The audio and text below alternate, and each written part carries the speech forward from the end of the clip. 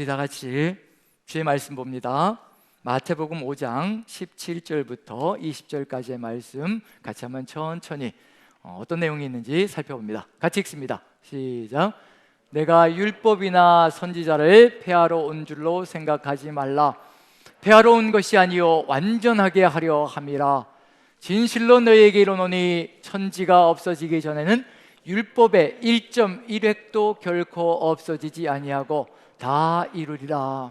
그러므로 누구든지 이 계명 중에 지극히 작은 것 하나라도 버리고 또 그같이 사람을 가르치는 자는 천국에서 지극히 작다 일컬음을 받을 것이요 누구든지 이를 행하며 가르치는 자는 천국에서 크다 일컬음을 받으리라. 내가 너희에게 이르노니 너희 의가 서기관과 바리새인보다 더 낫지 못하면 결코 천국에 들어가지 못하리라. 아멘, 아멘, 아멘. 예, 제가 신학을 처음 시작하고요. 이제 직장생활 하다가 대학원에 이제 진학을 해서 이제 신학을 처음 공부하게 됐는데 30쯤 되었습니다. 그때 처음 시작하면서 1년간은 이제 모교회에서 그대로 사역을 하고요. 이제 그 다음에 2년째부터는 이제 전도사로 사역을 나가서 이제 사역을 감당하기 시작했습니다. 사역이라고 해봐야 이제 바로 옆 동네 교회니까 이제 같은 그 교단 안에 있는 옆 동네니까요. 옆 동네니까 뭐 수십 년 살아왔던 곳이니까 다 서로 알고 있는, 그리고 교회끼리도 서로 너무나 잘 알고 있는 그런 장소인지라 가서 이제 사역을 하는데, 사역을 하면서 좀 느낀 것이 같은 옆 동네인데 그 옆 동네는 상당히 이제 침체되어져 있고 저희가 살던 동네는 좀 이렇게 활성화되어 있고 그런 느낌이 있었던 것 같습니다. 제가 모교에서 활동할 때는 중고등부 이제 주로 사역을 했었는데 교사로 아이들이 적극적이었어요. 굉장히 열심히고 선생님들도 굉장히 적극적이었고, 그래서 이제 심지어는 이제 얼마나 적극적이냐면요. 선거철이 되면, 선거철은 이제 연말이죠. 연말에 중등부 고등부 임원을 뽑을 때가 되면 얘들이 선거 운동을 하는 거예요. 자기 뽑아달라고 335 짝을 지어서 막 이렇게 포스터를 그려가지고 자기들 광고를 하면서 이렇게 중고등부를 만들어 나가겠습니다. 이렇게 하면서 이제 광고도 하고 선전도 하고 뽑아달라고 이제 그렇게 하는 거죠. 그런 곳에서 사역하다가 이제 옆 동네로 가서 전도사로 사역하는데 아이들이 너무 침체되어 있는 거예요. 그래서 간간히 이제 이런 얘기를 하는 거죠. 이게 비교하면 안 되는데 이게 자연스럽게 그게 들어가 있는 것 같아요. 내가 거기서 교사로 일하던 사역하던 그 교회에서는 아이들이 알아서 이렇게 하는데 너희들은 왜 이렇게 수동적이고 그러냐, 그 얘기를 간간히 몇 번 했던 것 같아요. 근데 애들도 이제 참다 폭발하는 거죠. 고등부 2학년 자매 아이가 이제 친구가 갑자기 제가 그 얘기 한번 딱 했더니 갑자기 퍽 터지는 거예요. 전도사님 우리 비교하지 마세요. 걔들이랑 기분 나빠요. 딱 이렇게 얘기하는데 어이구, 이게 뭔가 하나에 얻어맞은 것 같은 느낌이었습니다. 저는 자연스럽게 그냥 독려하는 의미로 얘기를 했었는데 그게 이제 기분이 나쁘고 상당히 이제 마음이 절망감이, 자괴감이 느껴졌던 거죠. 그래서 그때부터는 이제 비교를 안 하려고 애를 쓰는데 이게 인간의 속성인지라 이제 비교가 이제 지금도 간간히 어떤 얘기를 하냐면요.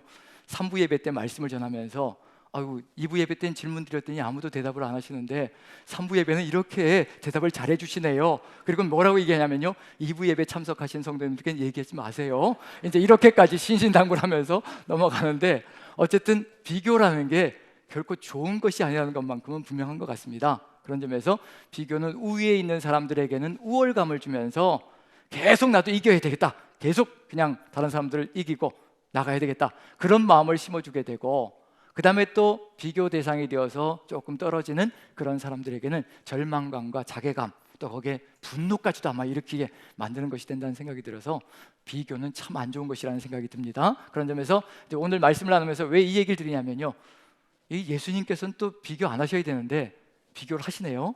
맨 마지막 절을 보니까 상당히 심각하게 뭐라고 말씀하시나요? 너희 의가 서기관과 바리새인보다 더 낫지 못하면, 아주 충격적인 말인 거죠. 너희 의가 서기관과 바리새인보다 더 낫지 못하면, 여기까지만 말씀하셨으면 좀 괜찮은데 결코 천국에 들어가지 못하리라. 이건 굉장히 심각한 겁니다. 충격적인 거예요. 예수님 앞에 있는 사람들에게는 굉장히 충격적인 소리로 다가왔을 거예요. 왜냐하면 결코 천국에 들어가지 못하리라. 하나님 나라를 바라보고 주님 앞에 와 있는데, 결코라는 말 헬라어로 우메라는 단어거든요. 우도 노라는 뜻이고요, 매도 노라는 뜻입니다. 노라는 뜻이 두 개 합쳐져 있는 거예요. 어느 정도로 강력한지 이해가 되시는 거죠. 영어로 표현하면 never라는 뜻입니다. 결단코 결코 천국에 들어가지 못하리라. 오죽하면 부정어 두 개를 사용해서 얘기를 하실까요? 너희 의가 서기관과 바리새인보다 더 낫지 못하면 결단코 never 천국에 들어가지 못할 것이라. 이것처럼 충격적인 것이 어디에 있었을 것인가? 이것도 충격적인데 또 다른 또 비교가 있는 거죠. 낙타하고도 비교하시더라고요. 낙타가 바늘기로 들어가는 것이 부자가 하나님 나라에 들어가는 것보다 더 쉽다라고 얘기를 합니다. 이것도 충격적이었을 겁니다. 낙타가 바늘기로 들어가는 것이 쉬울까요? 부자가 천국에 들어가는 것이 쉬울까요? 자, 여러분들 생각해 보십시오. 낙타가 바늘기로 들어갈 수 있을까요? 없을까요? 없다고 하면 이제 끝나는 거죠. 자, 이 당시 사람들에게 이게 얼마나 충격적이었냐면요, 부자들이 바로 하나님께 축복을 받는 사람들이고 부자들은 하나님의 사랑 가운데 거하고 있는 존재들이라고 믿었던 그 상황 속에서 예수님께서 이 말씀을 터뜨린 겁니다. 바로 이와 같은 일이 벌어질 것이라고 얘기하셨거든요. 그들의 충격이 얼마나 컸을 것인가. 그런데 이 부자에 대한 이 이야기보다도 더 충격적인 것이 바로 너희 의가 서기관과 바리새인보다 더 낫지 못하면 결단코 천국에 들어가지 못하리라. 이게 더 충격적인 말입니다. 왜냐하면 그 당시에 서기관과 바리새인은 어느 정도냐면요, 서기관 하게 되면 율법을 기록하여서 전수하는 역할을 합니다. 율법의 전문가고요, 그 율법에 대해서는 정통에 있는 사람들입니다. 거기다 바리새인들은 서기관들이 율법을 기록하여서 전수해주는 그 내용을 계속해서 그 시대에 맞춰서 적용해 나가면서 백성들에게 가르치는 사람입니다. 그러니 율법을 가르치는 사람들이니까 얼마나 율법에 정통한 사람들이며 율법을 지키려고 애를 썼겠냐는 얘기예요. 그 정도로 율법하면 서기관들이고 바리새인들인데 그 정도의 사람들보다 더 나아야 된다고 한다면 어느 정도가 될 것인가? 그 당시의 통념과 그 당시의 상식적인 표현으로는 뭐가 들어가 있냐면요, 이런 이야기들이 떠돌고 있었습니다. 만약에 하나님께서 천국문을 열어놓으시고 단 2명만 받아들이기로 작정을 하셨다면 사람들은 즉답을 합니다. 그 두 사람이 누구였을 것인가? 즉답을 하는 거죠. 첫 번째 한 사람은 서기관이었을 것이고 두 번째 한 사람은 바리새인이었을 것이다. 그게 그 당시의 사조였고 그 당시의 생각이었습니다. 그런데다가 그런 생각을 품고 있는 사람들 앞에서 서기관과 바리새인보다 더 나은 의가 아니면 천국에 들어갈 수 없다는 것은 말 그대로 불가능을 그대로 가져간다는 의미하고 같은 얘기거든요. 정말 충격이었을 것이고 절망감이 가득 들어차지 않았을까라는 생각을 가져봅니다.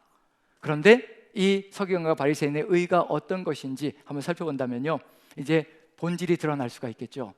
이들이 주장하는 것과 서기관과 바리새인들이 주장하는 것과 실제로 이들이 살아가는 삶을 살펴보면 이제 분명하게 극명하게 드러나는 거죠. 자, 이들 바리새인의 대표적인 인물을 한 사람 들라고 한다면요, 바울을 들 수 있을 겁니다. 바울이 예수 그리스도를 만나기 전에 히브리인이었고요, 또 그리고 바리새인이었습니다. 율법으로는 바리새인이요, 그래서 빌립보서에 분명히 얘기한 게 뭐냐면 나는 히브리인 중에 히브리인이요, 율법으로는 바리새인이요, 그리고 하나님의 의로는 이게 교회를 박해하는 자요, 그리고 율법의 의로는 흠이 없는 자라고 분명히 선포하고 있었습니다. 율법의 의로는 흠이 없다라고 자랑했던 것이 바로 바울 사도의 그리스도인이 되기 전의 삶이었거든요. 어느 정도인지 지금 이해가시죠? 율법의 의로 흠이 없다라고 얘기할 때는요, 그 삶 자체가 정말 흠을 잡을 것이 없다는 그런 의미까지도 포함되어 있습니다. 그런데 이들보다 더 나은 의를 가지라고 한다면 도대체 무슨 얘기인가? 이제 본질로 들어가야 되겠죠. 이 서기관들과 바리새인들이 주장하는 이 의는 도대체 무엇일까? 예수님께서 신약 성경 속에서, 복음서 속에서요, 끊임없이 이 서기관들과 바리새인들을 공격하십니다. 껍질이라는 거죠. 겉모습만 의리의리하고 겉모습만 열심히 살아가는 척하고 겉모습만 율법을 지키는 척하고 속은 다른 것으로 가득 들어차 있다고. 그래서 외식하는 자들이라는 말이 예수님의 입술에서 끊임없이 나왔습니다. 외식하는 서기관들과 바리새인들이요. 아마 우리의 삶 속에서도 어떤 것인지, 만약에 예수님께서 우리를 보신다면 어떤 표현을 가지고 가실지, 그때 야단을 맞았던 서기관과 바리새인들과 같은 그런 말을 들을지 아니면 또 칭찬을 받을지, 그것도 한번 생각해 봐야 되겠죠. 자, 이 바리새인과 서기관들 어느 정도인지 한번 비교를 해보는데요, 무엇으로 비교를 해보냐면요, 이들이 가져가는 기도의 내용을 한번 비교해 보면 이제 그 당시에 죄인이라고 얘기했던 사람들과 그 다음에 의인이라고 칭찬했던, 자기들이 의인이라고 자랑했던 그 사람들 한번 비교해 보면요, 어떤 의미가 들어가는지 한번 살펴볼 수 있지 않을까 싶습니다. 자, 바리새인의 기도를 한번 보시죠. 자, 누가복음입니다. 누가복음 자, 9절 한번 보시면요, 9절부터 12절까지가 바리새인들의 기도고요, 그 다음에 13절이 이제 세리의 기도인데, 자, 9절만 한번 읽어보죠. 9절 10절만 두 절만 한번 읽어봅니다. 같이 시작. 또 자기를 의롭다고 믿고 다른 사람을 멸시하는 자들에게 이 비유를 말씀하시되, 두 사람이 기도하러 성전에 올라가니 하나는 바리새인이요 하나는 세리라. 자, 바리새인과 세리를 비교하고 있는 중입니다. 바리새인은 분명히 말씀드렸지만 율법에 정통한 사람들이고요, 겉으로 율법을 열심히 잘 지키는 사람입니다. 이제 속을 보는 겁니다, 속을. 그리고 이제 세리는 어떤 사람이냐면 그 당시에 죄인으로 낙인 찍혔던 사람입니다. 지금 예수님 앞에서 산상수훈의 내용을 듣고 있는 제자들, 무리들, 거기에 섞여 있는 사람들이 누구냐면요, 바로 어부였고 세리였고, 그 다음에 나라를 전복시키려고 꿈꾸고 있는 칼을 품고 다니는 사람들이었고, 그리고 질병에서 고침을 받은 사람들입니다. 질병에서 고침을 받았다. 그 당시에 질병은 바로 죄로 인하여 발생되어진다라고 믿었습니다. 그런 상황이거든요. 그런 상황 속에서 의사들에게 가서도 고침을 받지 못했던 것을 예수님께 와서 고침을 받은 사람들입니다. 바로 서기관들과 바리새인에 의하면 이 예수님 앞에 모여있는 이 사람들은 다 죄덩어리들입니다. 죄인의 무리들일 뿐입니다. 그게 바로 예수님 앞에 앉아있는 사람들인데, 그런데 그 사람들이 서기관과 바리새인보다 더 나은 의를 추구해야 된다라고 얘기할 때 그 충격이 얼마나 컸을 것인가. 자, 여기서 한번 비교해 보면서요, 예수님이 바라보시는 세리는 어떤 존재이고 그런 것을 한번 살펴봅니다. 자, 11절 12절 바리새인의 기도를 한번 봅니다. 같이 한번 읽어보죠. 시작.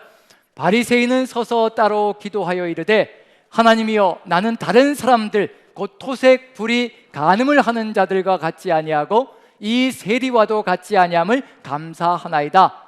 나는 일에 2번씩 금식하고 또 소득의 11조를 드리나이다 하고. 이게 바리새인의 기도입니다. 아마 서기관들의 기도였을 겁니다. 만약에 우리가 이렇게 기도한다면 하나님께서 기뻐하실 것인가? 첫 번째로 나오는 것이 뭐냐면 비교입니다. 비교. 나는 저 인간보다 낫다, 나는 저 사람보다 더 낫다, 그렇게 비교하며 다른 사람을 폄하하고 자기를 높이는 일이 벌어집니다. 그런 일이 벌어지고 있는 것이 바로 바리새인의 기도 속에 들어가 있습니다. 우리도 누군가와 비교하면서 나는 더 낫다라고 그런 생각을 가지고 있다면 어쩌면 우리 주님이 보시기에 우리도 바리새인이 되어 있을 수 있습니다. 자꾸 누군가를 정죄하는 삶이 이루어지고 있다면요, 우리도 지금 그와 같은 상황 속에 빠져 있는 존재일 수 있습니다.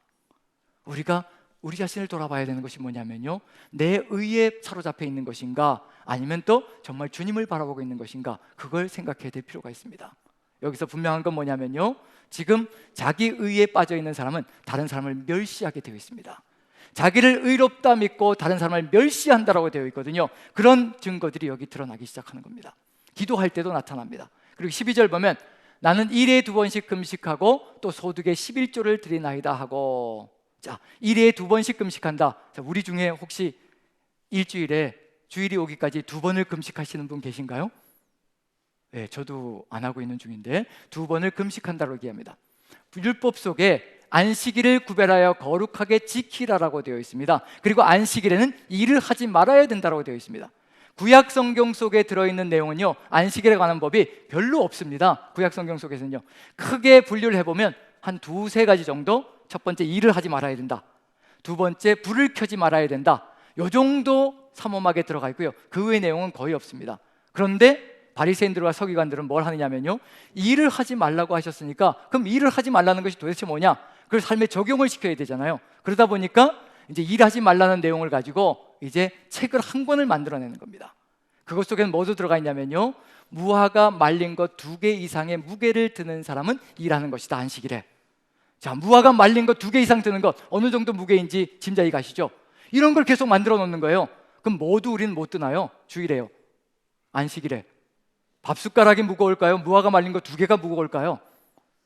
네, 밥숟가락이 무겁겠죠. 밥숟가락도 못 들고요, 그냥 입으로 핥아 먹어야 될 겁니다. 안식일에 일하지 않으려면요. 그리고 안식일에 걸어가야 될 거리도 어느 만큼 걸어가야 일하지 않는 것이고 어느 만큼을 넘어가면 일하는 것인가, 그래서 정해놓은 게 있습니다. 구약 성경에는 안 나왔는데 삶을 살아가다가 이제 정해놓은 거죠. 그래서 신약 성경 속에, 사도행전 속에 예수님의 제자들이 안식일에 걸어가기에 적당한 거리를 걸어가는 내용이 등장합니다. 안식일에 걸어가기에 적당한 거리, 이미 규정을 만들어 놨다는 얘기예요. 그게 몇 규빗이냐면 2000규빗입니다 900m입니다 900m. 혹시 오늘 예배에 오시면서 900m 이상을 걸어오신 분, 예, 법을 어기신 겁니다. 회개하셔야 됩니다. 자, 바리새인들과 서기관들이 이와 같이 철저하게 지키고 있는 중입니다. 자, 그러면 이제 한번 생각해 보세요. 이게 정말 하나님의 마음을 따라 사는 것인가? 그리고는 심지어는요, 뭐도 하느냐면요, 이제 안식일에 일을 하지 말아야 되기 때문에 일을 하지 않는 걸 힘을 쓰지 말아야 되는 거죠. 자, 안식일에 힘을 쓰지 않기 위해서 반드시 해야 될 것이 있습니다. 어디도 가면 안 되는 거예요. 자, 화장실 가면 어떻게 되나요? 화장실에 가면 힘을 쓰나요? 힘을 쓰지 않나요? 힘을 안 써보셨나요? 그것도 일하는 거예요. 그래서 안식일 전날에 뭘 할까요? 화장실에 가서 힘을 안 쓰기 위해서 뭘 할까요? 금식을 하는 거죠. 안 먹는 겁니다. 안 먹는 겁니다. 그래야 안식일 날 일을 하지 않을 수 있고 힘을 쓰지 않을 수 있기 때문에 아주 철저한 거죠. 자, 그럼 이제 한번 생각해 보십시오. 이게 정말 하나님이 원하시는 거였을까요? 이런 것이 율법을 제대로 지키는 거였을까요? 그게 아니라는 얘기가 되는 거죠.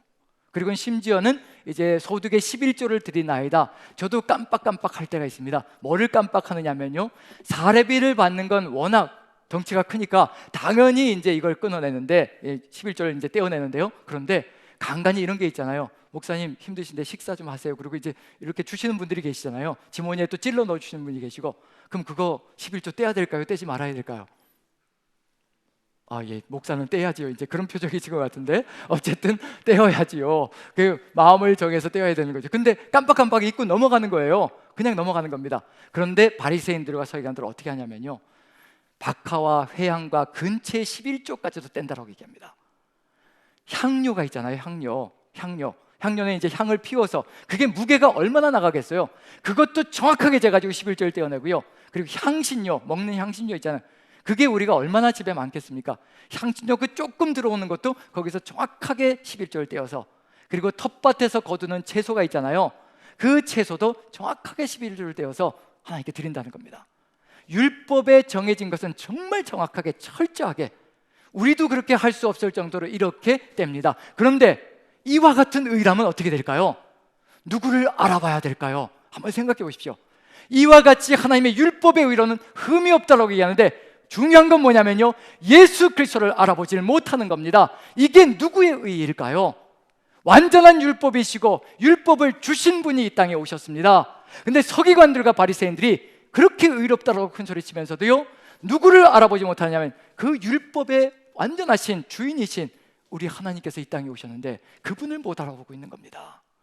그러면 하나님께서 뜻하신 의가 절대 아니라는 겁니다. 분명히 하나님께서 주신 그 율법을 가지고요, 바른 길을 걸어가며 하나님의 뜻을 이루어갔다면요, 주님이 이 땅에 오셨을 때 그 자리에서 알아봐야 합니다. 그게 바로 우리에게 말씀을 주신 이유거든요. 신약과 구약 66권을 우리에게 주신 것은 하나님이 누구이신가를 알아보게 만드는 시금석입니다.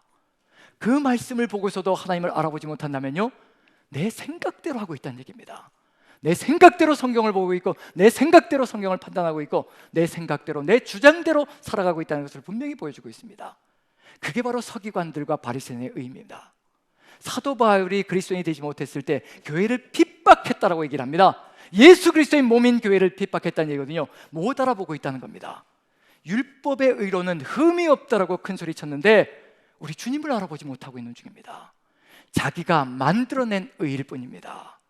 지금 우리의 삶 속에서요, 우리가 예수 그리스도의 그 의 가운데 주님이 우리에게 부여주시는 그 의, 그 진리 가운데 거하고 있다면요, 우리는 부딪힐 수가 없습니다. 설사 의견 차이로 부딪힌다 해도요, 절대 분열이 일어나지 않습니다. 다툼 가운데 교회가 찢어지지 않습니다. 진리는 진리를 알아보게 되어 있습니다.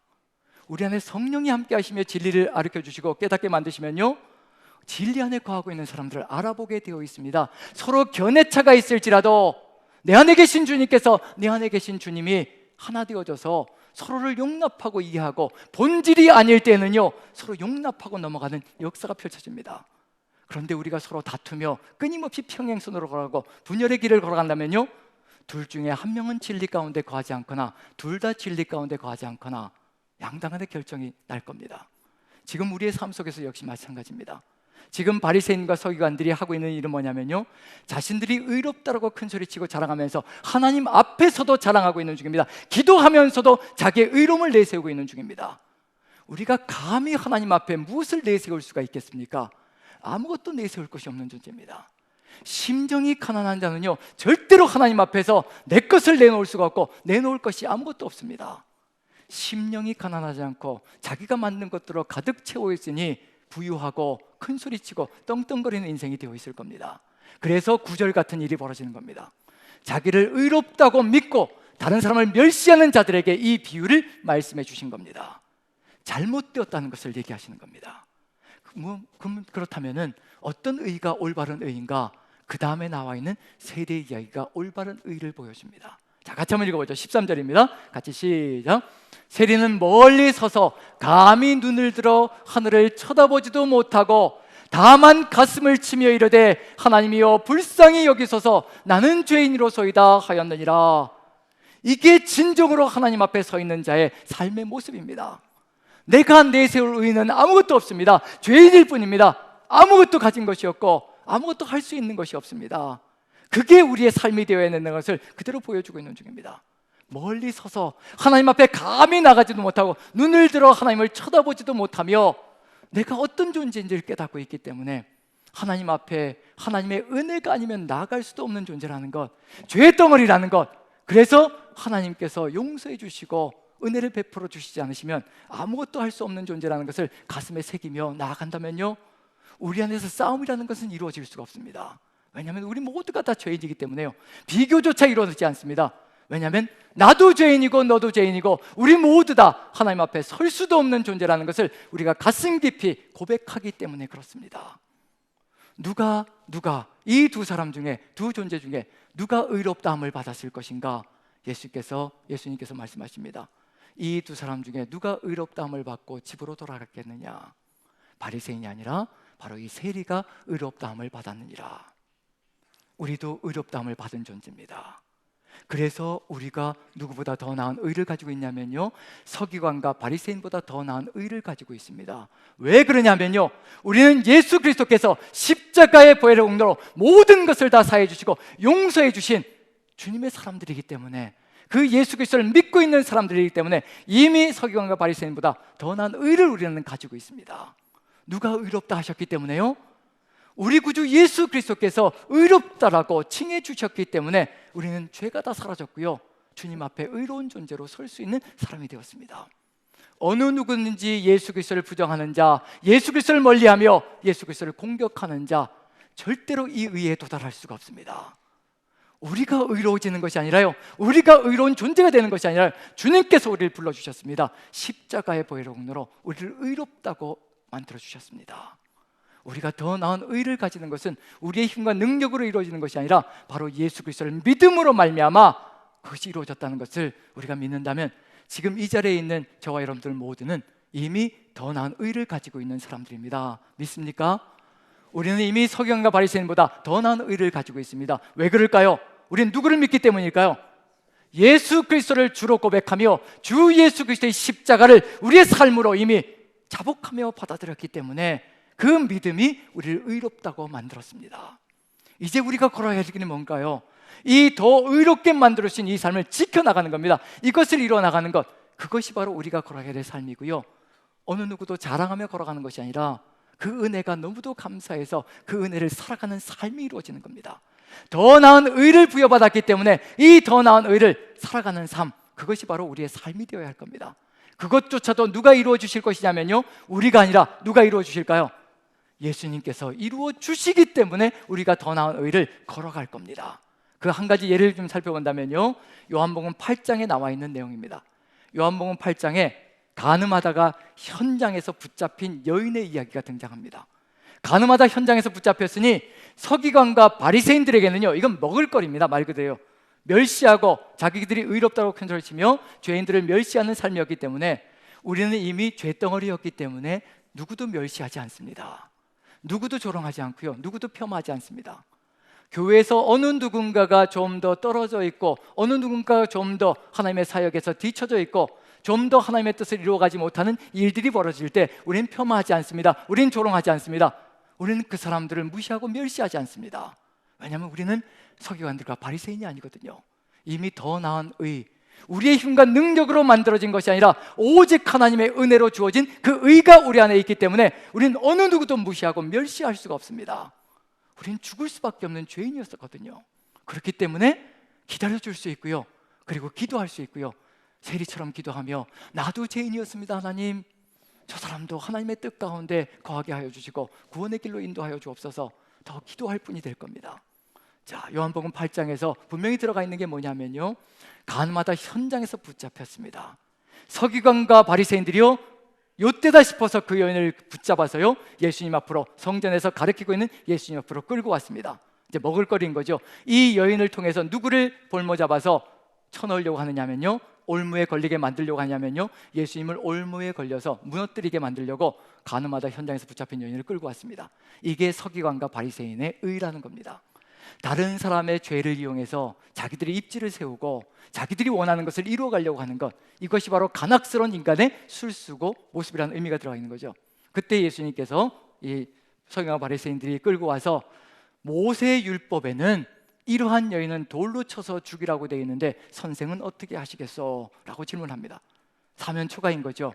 용서하라 그러면 모세 율법을 위반하는 것이고, 또 죽이라고 하면 사랑을 그렇게 선포했는데, 그럼 하나님의 사랑이, 당신이 선포한 사랑이 고작 이것이요, 똑같은 것 아니요, 우리와 뭐가 다를 바 있다고 우리가 자꾸 비교를 하고 그렇게 하시오 라고 얘기하면 할 말이 없습니다.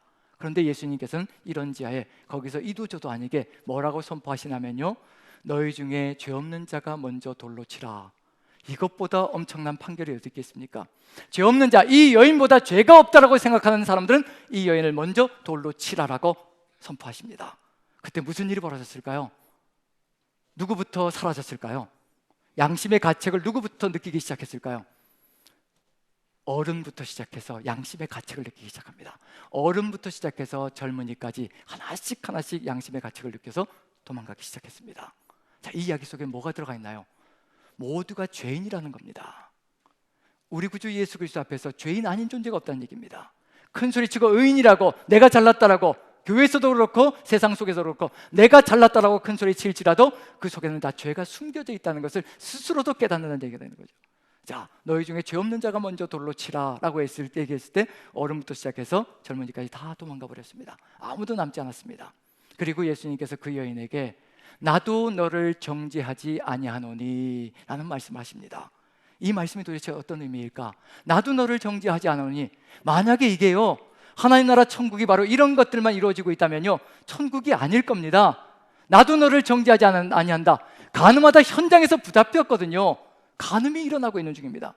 예수님께서 말씀하신 더 나은 의는 뭐냐면요, 마태복음 5장에서 더 나은 의를 추구해야 된다고 말씀하시고, 그 다음에 기록한 게 뭐냐면요, 옛사람에게 말한 바 살인하지 말라 하였으나 나는 너희에게 말한다. 형제에게 노하는 자마다, 나가라고 하는 자마다, 미련한 자라라고 얘기하는 사람마다 이미 형제를 죽인 것이나 마찬가지고 지옥불에 던져질 것이다. 아주 심각한 얘기를 하시는 거죠.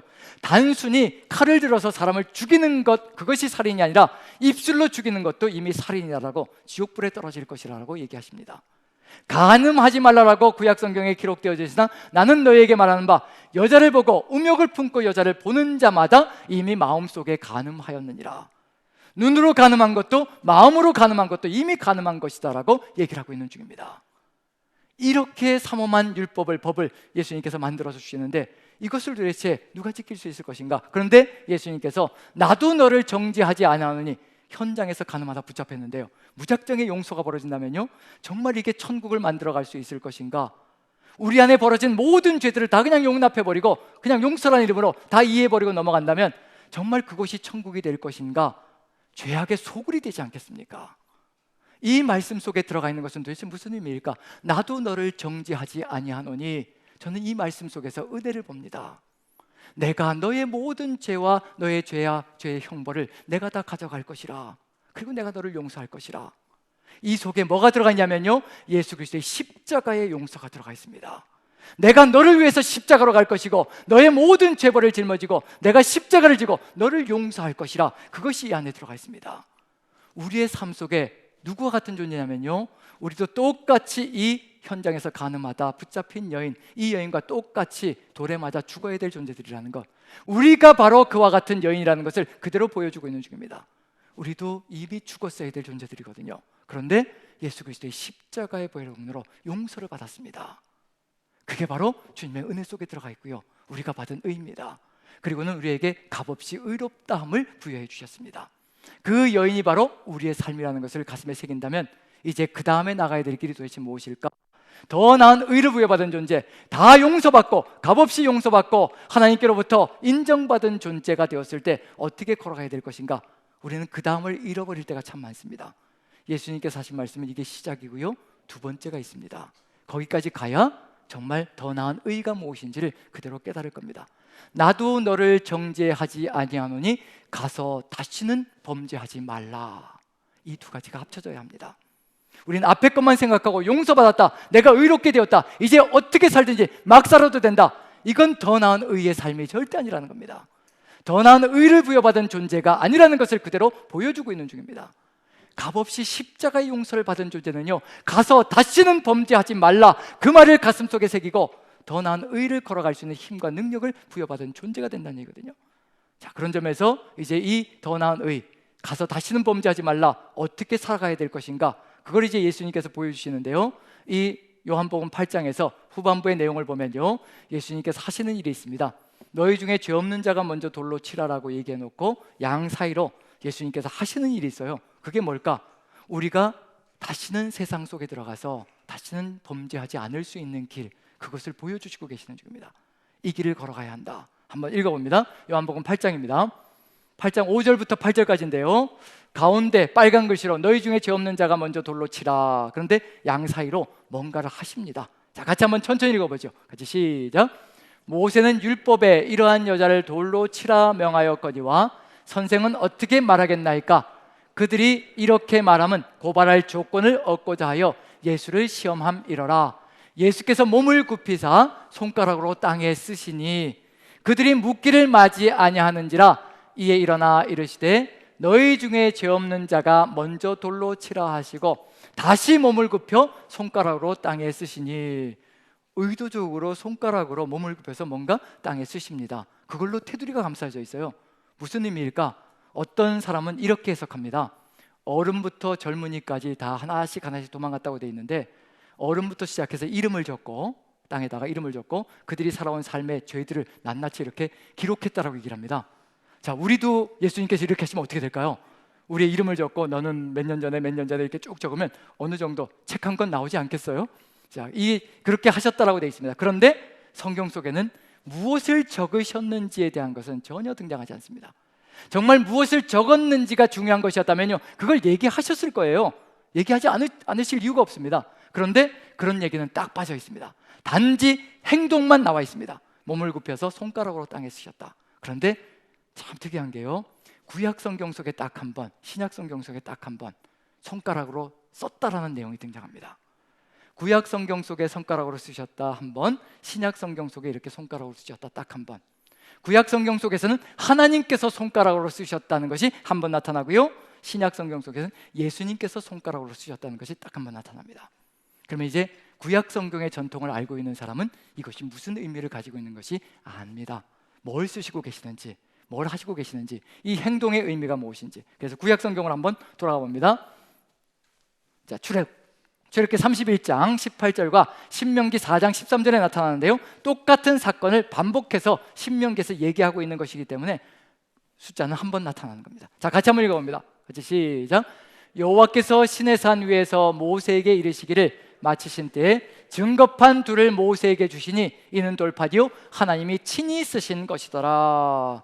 이 친이라는 단어를 뭘로 번역해줘야 정확하냐면요, 에츠바라는 히브리어 단어인데 손가락이라는 뜻입니다. 손가락으로 번역해줘야 하는데 그걸 친이라고 번역해놨습니다. 그러면 이제 뭐 찾아가는 거지요? 예, 하나님께서 뭘 하셨는지. 손가락에 대해서 한 번 더 등장하는 게 있습니다. 그런데 쓰신 것이 아니기 때문에, 다른 의미이기 때문에 좀 같이 연결시키지 않았는데요, 시편 8편 주의 손가락으로 만드신 주의 하늘과 하나님의 별들을 보니, 거기에 나타난다 주의 손가락으로 만드셨다. 손가락은 능력을 상징합니다. 하나님의 능력이요. 그런 점에서 여기 하나님이 친히 쓰셨다, 하나님이 손가락으로 쓰셨다. 뭐를 쓰셨나요? 율법을 써서 주셨습니다. 말씀을 쓰셔서 주셨습니다.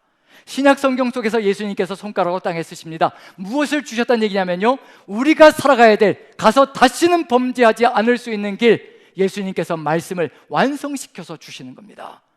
율법의 1.1획도 절대로 사라지지 않을 것이라, 내가 그 율법을 완전케 하기 위하여 이 땅에 왔노라. 예수님의 삶 자체가 율법을 완성케 하시는 겁니다. 우리가 살아가야 될, 걸어가야 될 길이 무엇인가? 예수님께서 우리를 위해서 십자가 지시고 모든 의를, 그 아름다운 의를 완전하게 우리에게 부여해 주셨을 때 우리가 따라가야 될 삶이 무엇일까? 우리의 십자가를 지고 우리 구주 예수 그리스도의 길을 따라가는 겁니다. 주님께서 이 땅에서 삶으로 쓰신 그 말씀을 우리도 삶으로 따라가며 눈으로도 가늠하지 않고 마음으로도 가늠하지 않고 입술로도 사람을 죽이지 않고 오직 주님께서 가셨던 그 길을 우리가 우리의 모든 생명을 다하여 따라가는 것, 그러할 때 이 세상은요, 더 나은 의가 무엇인지를 완전하게 볼 수 있는 길이 열려져 갈 겁니다. 예수 그리스도 이외에는 더 나은 의가 없습니다. 주님을 붙잡는 것 외에는 절대로 우리에게 더 나은 의가 없습니다. 평생에 붙잡아야 될 분이 바로 우리 구주 예수 그리스도이시고 주님께서 우리에게 주신 말씀입니다. 그 말씀이 우리의 삶이 될 때 바로 그와 같은 길을 걸어갈 것이고요, 하나님의 은혜가 우리 안에 가득 찰 것이라 생각합니다. 그리고 이것을 이루기 위해서 그 말씀, 정말 눈으로도 마음으로도 가늠하지 않을 수 있는 길, 그것이 어디에 있을 것인가? 주의 성령께서 부활하신 것도, 십자가 지시고 부활하신 것도 모자라서, 우리의 죄를 용서하신 것도 모자라서 또다시 성령으로 우리에게 내주하셔서 끊임없이 우리의 양심을 일깨워 주시고 일깨워 주셔서 하나님의 말씀을 따라가는 것이 무엇인가를 그대로 새기게 만들어 주시는 것, 그것이 바로 우리 하나님의 은혜이고 지금도 우리와 함께 하시며 우리를 이끌어 가시는 하나님의 사랑인 줄로 믿습니다. 저와 여러분들 한마음이 되어서요, 부활하시고 승천하신 그 주님께서 우리에게 영광으로 보혜사 성령으로 임재하셨습니다. 이제 우리는 더 나은 의를 가졌고 살아갈 수 있는 존재가 되었다는 것을 마음에 새기시고 서기관과 바리새인뿐만 아니라 이 세상의 그 어떤 자랑질하는 사람들까지도 우리가 예수 그리스도의 그 삶으로 하나님의 뜻을 보여주고 그리고 빛으로 소금으로 살아가는 저와 여러분들 되시기를 간절히 축원드립니다. 우리 한번 같이 기도했으면 좋겠습니다. 다 같이 한번 눈을 감고요, 주님께서 함께 하시면, 주의 성령께서 우리와 함께 하시고 이끌어 가시면 우리가 세상의 그 어느 누구도 따라오지 못할 아름다운 삶으로 세상에 주 예수 그리스도의 의를 증거하는 삶을 살아갈 것입니다. 우리가 지금 성령의 사람으로 주의 성령께서 함께하여 주셔서 우리가 더 이상 세상 속에 들어가서 범죄하지 않고 주의 뜻을 이루어갈 수 있게 하여 달라고, 주의 마음을 더욱더 깊이 있게 깨닫고 율법의 1.1획도 사라지는 것이 아니라 완전케 하신 주님을 따라갈 수 있게 하여 달라고 같이 한번 한 목소리로 기도합니다. 다 같이 기도하겠습니다. 사랑의 하나님, 우리 하나님께서 함께하여 주시옵소서. 주의 은혜로 인도하여 주시옵소서. 우리에게 더 나은 의를 추구하기를 간절히 사모하시는 우리 하나님, 우리가 이제 그 의를 부여받았으니 이 의로운 삶을 지키기를 간절히 소망합니다. 주의 성령께서 함께하여 주시고 은혜와 사랑으로 가득히 채워 주시옵소서. 주께서 함께하여 주시옵소서. 사랑의 하나님, 여기 모이신 우리 형제 자매님들, 우리 모두가 더 나은 의를 부여받은 아버지 주님의 사람들입니다. 우리가 그것을 믿고 확신합니다. 예수 그리스도께서 우리 위하여 십자가 지셨고 죽을 수밖에 없는 죄인인 우리를 용서하시고 그 엄청난 의를 우리에게 부여해 주셨음을 믿습니다. 우리가 의로운 존재임을 확신합니다. 이 의로운 삶을 아름답게 지켜나갈 수 있게 은혜를 더하여 주시고 능력으로 더딥혀 주시옵소서. 율법의 1.1획이라도 사라지는 것이 아니라 우리의 삶으로 주님을 따라 완전케 나가는 그 삶을 살아갈 수 있도록 주의 성령께서 함께하여 주시옵소서. 우리의 양심을 끊임없이 일깨워 주시어서 오직 주님의 그 삶, 주님의 그 마음 우리 삶 속에서 아름답게 펼쳐지게 주님 끝까지 보살펴 주시고 함께하여 주시옵소서. 감사드리며 예수님의 이름으로 기도합니다. 아멘. 아멘.